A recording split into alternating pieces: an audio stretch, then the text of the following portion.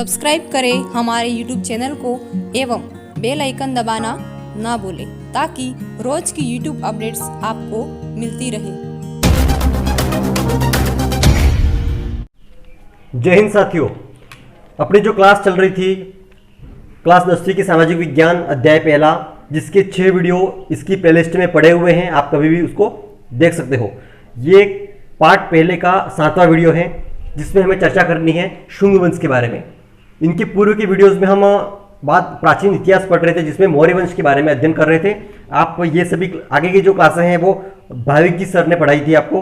अब आगे शुंग वंश है जो अब हम स्टार्ट करने जा रहे हैं, ठीक है।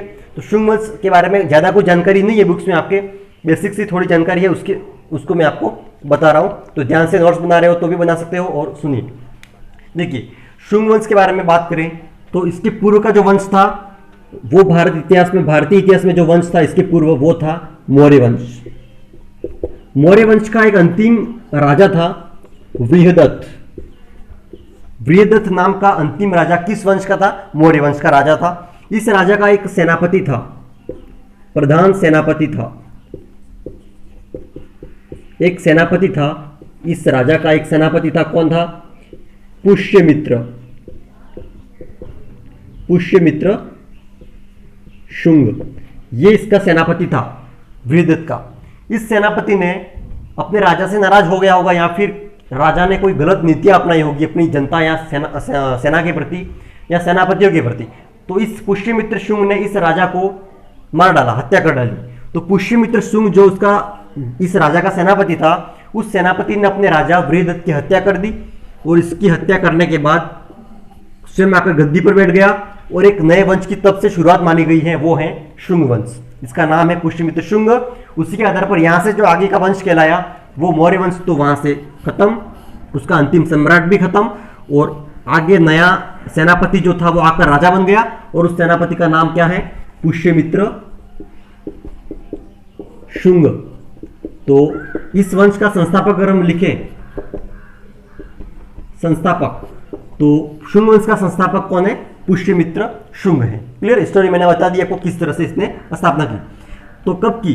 तो 185 ईस्वी पूर्व, ठीक है। स्थापना आप लिख सकते हो 185 ईस्वी पूर्व में इसने स्थापना की। और इसका शासनकाल अगर देखें, शासनकाल किसका? पुष्यमित्र शुंग ने कितने वर्षों तक शासन किया? तो आप लिख देना 185 ईस्वी पूर्व से 151 ईस्वी पूर्व तक इसने शासन किया। किसने? पुष्यमित्र शुंग ने। अब कुछ महत्वपूर्ण और बातें इसके शासनकाल की। तो पुष्यमित्र शुंग के दरबार में उसके काल में 2 अश्वमेध यज्ञ हुए थे। 2 अश्वमेध यज्ञ हुए थे। ये यज्ञ का सबसे बड़ा रूप है। अश्वमेध यज्ञ जो होते हैं वो सबसे बड़े यज्ञ माने गए हैं। तो 2 अश्वमेध यज्ञ हुए थे और इन यज्ञों में जो पुरोहित था, जो पंडित जी थे, जो पुरोहित थे उनके, वो कौन थे? पतंजलि, महर्षि पतंजलि इनके पुरोहित थे। ये बात आपको ध्यान रखनी है, महत्वपूर्ण बातें हैं, ठीक है। अब इसके बाद में बहुत सारे राजा हुए थे जिनके बारे में कोई ज्यादा जानकारी नहीं है, सिर्फ उनके नाम ध्यान रखने हैं।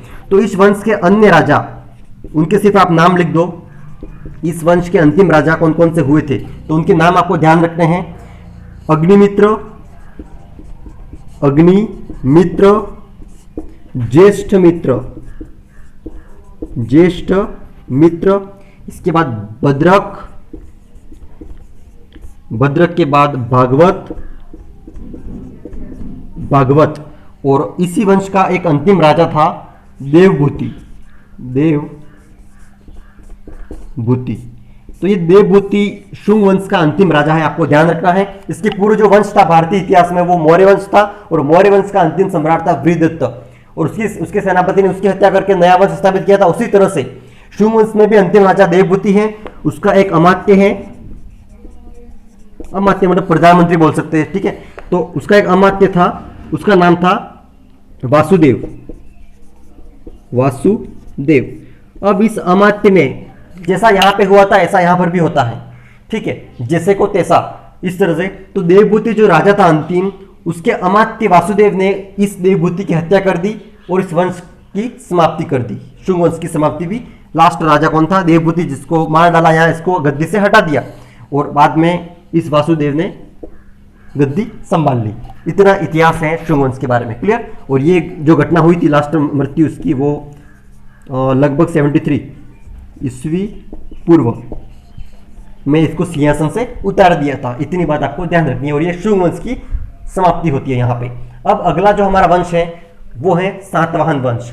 अब तक जो हमने वंश देखे हैं आप पढ़ते आए हो आगे, जैसे एक तो मौर्य वंश पढ़ा आपने, एक शुंग वंश। इनका जो केंद्र था भारत के अंदर हम देखें अगर, तो वो था मगध और उसके आसपास का क्षेत्र, बिहार, वर्तमान बिहार या प्राचीन मगध, पाटलिपुत्र। तो ये जो क्षेत्र था वो ये जो वंश थे शुंग वंश और मौर्य वंश, उनका क्षेत्र था। लेकिन अब जो अगला वंश हम पढ़ने जा रहे हैं, नया वंश, जिसका नाम है सातवाहन वंश।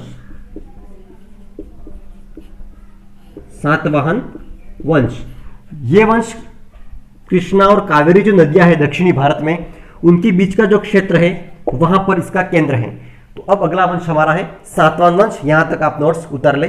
ठीक है, आगे बढ़ते हैं। शुंग वंश के बाद अब हमारा जो अगला नया राजवंश जो है दक्षिणी भारत का, दक्षिणी भारत में जो नया राजवंश अब हम आगे अध्ययन करने जा रहे हैं उसका नाम है सातवाहन वंश। सातवाहन वंश के बारे में हमें अध्ययन करना है। तो ये कहां पर है और ये कहां पर, इसका लोकेशन अगर देखें हम प्राचीन भारत में, तो यहाँ पे महाराष्ट्र से नदियां निकलती है, एक तो गोदावरी नदी और एक इधर है दक्षिणी भारत में कावेरी नदी। गोदावरी और कावेरी नदियां आपके बुक्स में भी बिल्कुल नदियों के नाम दे रखे दोनों। अगर प्रश्न बन सकता है कि सातवाहन वंश का जो राजवंश था वो किन दो नदियों के बीच में था, तो आपको ध्यान रखना है गोदावरी और कृष्णा नदी। तो गोदावरी और कृष्णा नदियों के जो बीच का क्षेत्र है, ठीक है, दक्षिण भारत की नदी आपने भूगोल में पढ़ी होगी, गोदावरी, कृष्णा, कावेरी, तुंगभद्रा और ये महानदी, इस तरह की दक्षिणी भारत की महत्वपूर्ण नदियां हैं। तो ये गोदावरी और कृष्णा नदी जो है उनके बीच में सातवाहन वंश का शासन था। क्लियर? आगे देखिए स्थापना कैसे होती है उसकी बात करते हैं। तो सर्वप्रथम पॉइंट लिखिए, संस्थापक। इस वंश का संस्थापक कौन था? तो एक व्यक्ति का नाम आता है सिमुक नामक व्यक्ति। सिमुक नाम के व्यक्ति, स से ध्यान रखना, सातवाहन सिमुक, स और स। तो सिमुक नामक व्यक्ति ने कब, लगभग 60 ईस्वी पूर्व में सातवाहन वंश की स्थापना की सिमुक ने। इतनी बात ध्यान रखें। हम यहाँ इसके पूर्व हम पढ़ रहे थे शुंग वंश, वो उत्तर भारत की बात थी, अब उससे हमारा कोई लिंक नहीं है। अब सीधा हम दक्षिणी भारत की बात कर रहे हैं और वहां पे एक वंश है सातवाहन वंश, उसका संस्थापक है सिमुक। सिमुक नामक जो ये, इसको मान लो पहला राजा मान ले हम फिर भी, तो ये सिमुक है और इसने 60 ईस्वी पूर्व में सातवाहन वंश की स्थापना की थी। क्लियर? अब सातवाहन वंश का एक और अन्य नाम है, उसको वो भी आपको ध्यान रखना है, कोष्टक में लिख देना पीछे, आंध्र वंश। आंध्र वंश, सातवाहन या आंध्र वंश जो है, ये दोनों नाम इसी एक ही वंश के नाम हैं। और जो ये सिमुक नामक व्यक्ति है, यहां पर तो ये स्थापना करता है वंश की और लगभग 37 ईस्वी पूर्व, मतलब 60 से लगाकर 37 ईस्वी पूर्व तक शासन करता है। ये उल्टे क्यों जा रहे हैं हम यहाँ पे, डेट में आप कंफ्यूज मत होना।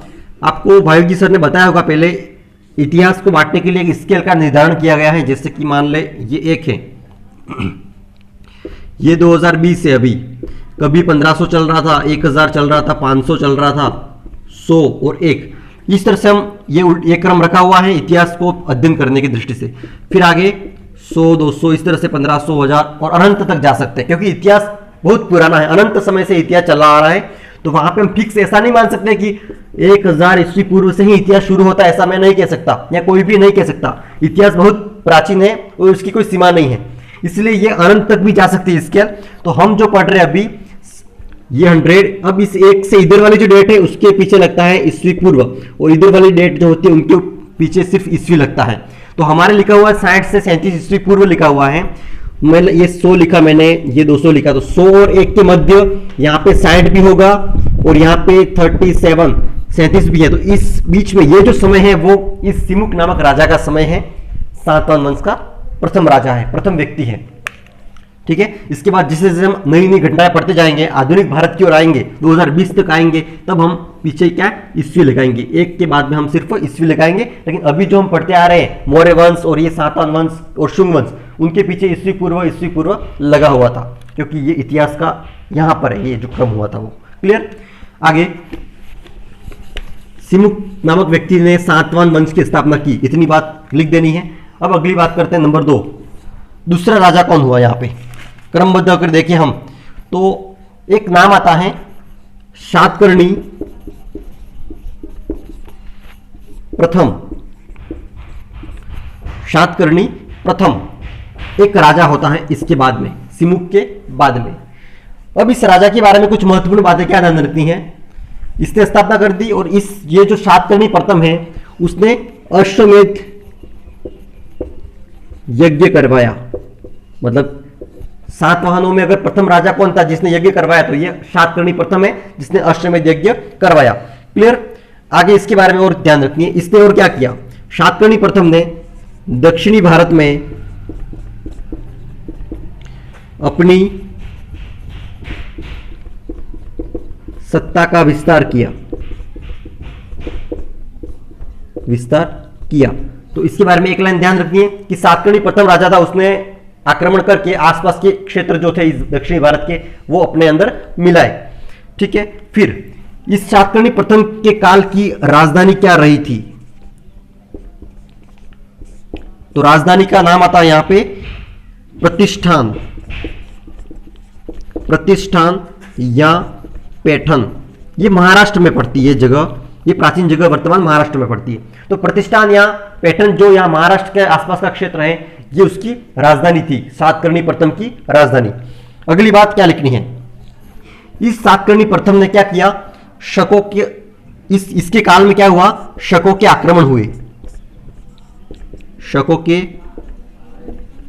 आक्रमण होते हैं, मतलब ये घटना है कि शातकर्णी प्रथम के शासनकाल में क्या हुआ, भारत पे शकों के आक्रमण हुए। तो शक एक विदेशी जातियां थी, ये विदेश से आए थे, मतलब विदेशी जाति, जैसे मुगल आए थे विदेश से, उसी तरह से शक जो है, शक कुषाण, ये जो जातियां हैं वो विदेशी जातियां थी और इनके समय में भारत पर आक्रमण हुआ था शकों का।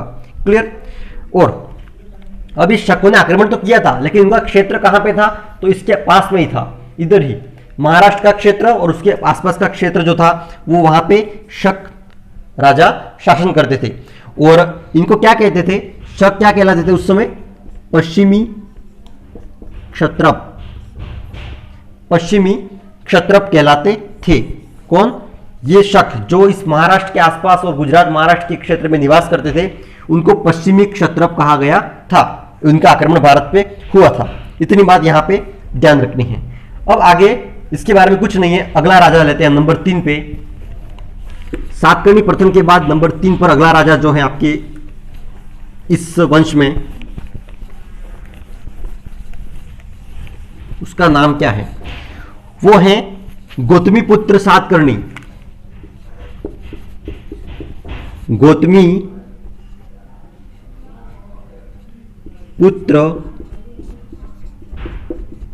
शातकर्णी, ये राजा है गौतमीपुत्र शातकर्णी। और ये इस वंश का, मैंने वैसे क्रम तो यहां पे अभी तीसरा ले सकते हैं हम, वैसे तो हम तीसरा नंबर पर राजा पढ़ रहे हैं अभी, पर अगर उस वंश में बीच में बहुत सारे राजा हुए थे जिसके बारे में कोई ज्यादा जानकारी नहीं मिलती इतिहास में, तो बहुत सारे राजा हुए थे, तो इसका जो नंबर आता है वो है इस वंश का, ये कौन सा था, 23वां राजा था।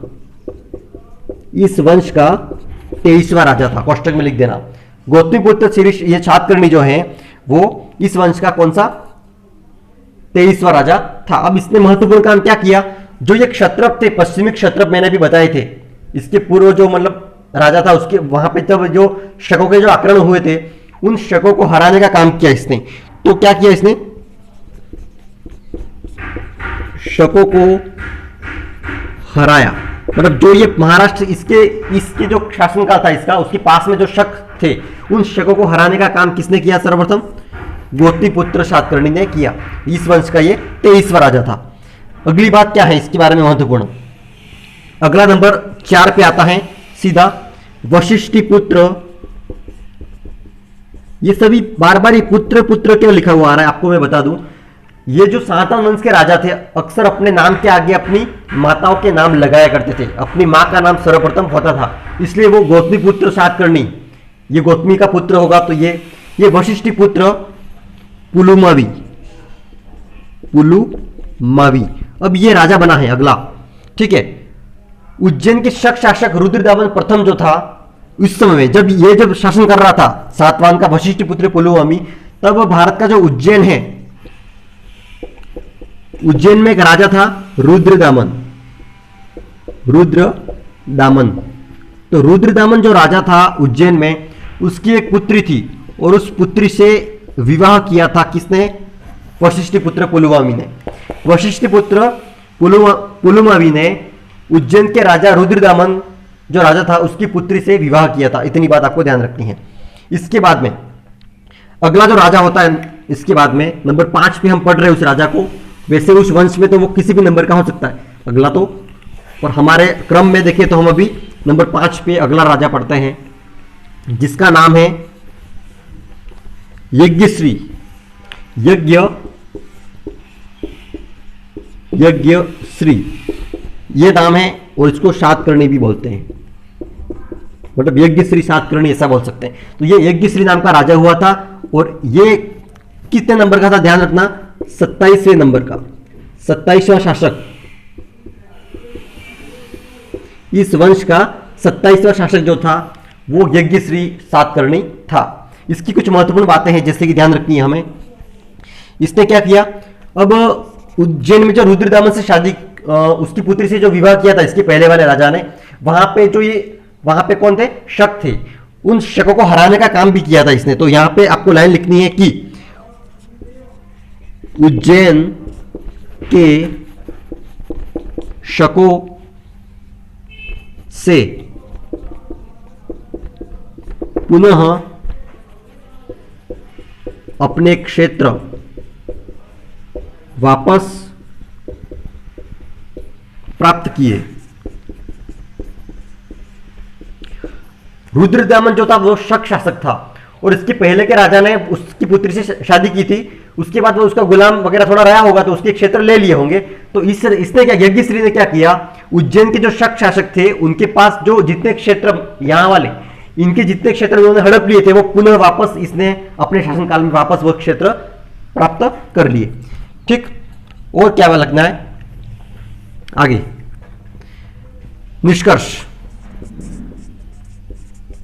राजा तो आपको बस 5 ही ध्यान रखते हैं। अब इस वंश के बारे में कुछ महत्वपूर्ण बातें निष्कर्ष के तौर पर आती हैं, वो देख लेते हैं हम क्या क्या आती हैं। तो आप 5 राजाओं के बारे में मैंने अभी जो लिखा है उतना लिख के अगला पॉइंट डाल दीजिए निष्कर्ष। इस वंश के बारे में कुछ महत्वपूर्ण जो निचोड़ जो निकलता है, जो निष्कर्ष निकलता है, उसको देख लेते हैं हम। ठीक है, तो इसमें आप लिख दो 4-5 बातें कि इस वंश के सभी राजा हिंदू थे। नंबर 1 बात निष्कर्ष के तौर पर हम लिख रहे हैं अभी इस पूरे वंश का, इस वंश के सभी राजा कौन थे? हिंदू धर्म मानने वाले थे। हिंदू धर्म मानने वाले सभी राजा थे। नंबर 2, इन सभी राजाओं ने क्या किया? वैदिक यज्ञ भी किए, बहुत बड़े बड़े यज्ञ करवाए थे इन सभी राजाओं ने। प्लस और क्या किया? वर्णाश्रम व्यवस्था, वर्ण के आधार पर जो व्यवस्था होती है उसका पालन भी किया और वैदिक यज्ञ भी किए, इसलिए ये सभी क्या थे? हिंदू धर्म को मानने वाले थे। नंबर 3 आगे हैं चांदी, तांबे व शीशे और कांसे के सिक्के चलाए थे। सातवाहन राजाओं ने चांदी, तांबे, शीशे और कांसे के सिक्के भी चलाए थे। ये 3 बातें हुई, कुछ महत्वपूर्ण बातें इनकी। और आगे सर्वप्रथम, ये सबसे महत्वपूर्ण बात है, सर्वप्रथम ब्राह्मणों को भूमिदान, जिसको उस समय कहा जाता था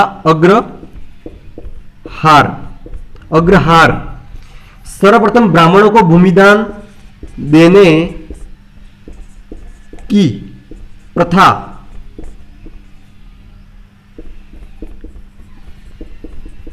की शुरुआत इन्हीं शासकों ने की थी। हम अभी ऑल ओवर सभी राजाओं के बारे में बात कर रहे हैं, इस पूरे वंश के बारे में बात कर रहे हैं कि सातवां वंश में क्या हुआ, हिंदू धर्म सभी राजा मान रहे थे हिंदू धर्म को, इसलिए तो उन्होंने जितनी भी शक और ये जो विदेशी जातियां भारत पर आक्रमण करके आई थी उनका विरोध करते रहे राजा। तो ये कहीं ना कहीं ये कौन थे, हिंदू थे। वैदिक यज्ञ भी किए, वर्णाश्रम व्यवस्था को भी लागू किया। साथ ही उन्होंने क्या किया, जो अपने विहार और चैत्य होते हैं बौद्ध धर्म के, जैन और बौद्ध धर्म में जो स्तूप बनाने की जो परंपरा होती है और जो चैत्य होते हैं उनको बनाने में भी अपना योगदान दिया था, उनको भी दान दिया था। तो कार्ले का चैत्य एक आता है नाम, कार्ले का चैत्य इन्होंने बनवाया था और बहुत सारे विहार भी बनवाए थे। मतलब जो बौद्ध धर्म को मानने वाले लोग होते हैं उनके रहने के लिए और पूजा पाठ के लिए जो स्थल होते हैं उनको चैत्य व ये विहार कहा जाता है। तो उनका निर्माण में भी अपना योगदान इन राजाओं ने दिया था। साथ ही चांदी, तांबे, शीशे और कांसे के सिक्के भी चलाए थे। सर्वप्रथम ब्राह्मणों को भूमिदान या अग्रहार देने की प्रथा की शुरुआत भी सातवां वंश के राजाओं ने की थी। ये इस वंश के बारे में कुछ महत्वपूर्ण बातें थी। अगला आपका जो वंश है क्लास 10th में इस बुक में वो है गुप्त वंश, और गुप्त वंश के बारे में हमें अध्ययन करना है। तो ये यहाँ तक बात जो थी वो सातवां वंश की थी। आप वीडियो एक दो बार देखकर आराम से नोट्स उतार लेना है। और ठीक है, आज की क्लास हमारी इतनी रहेगी। अगला वंश हम लेकर आएंगे गुप्त साम्राज्य। ठीक है, जय हिंद।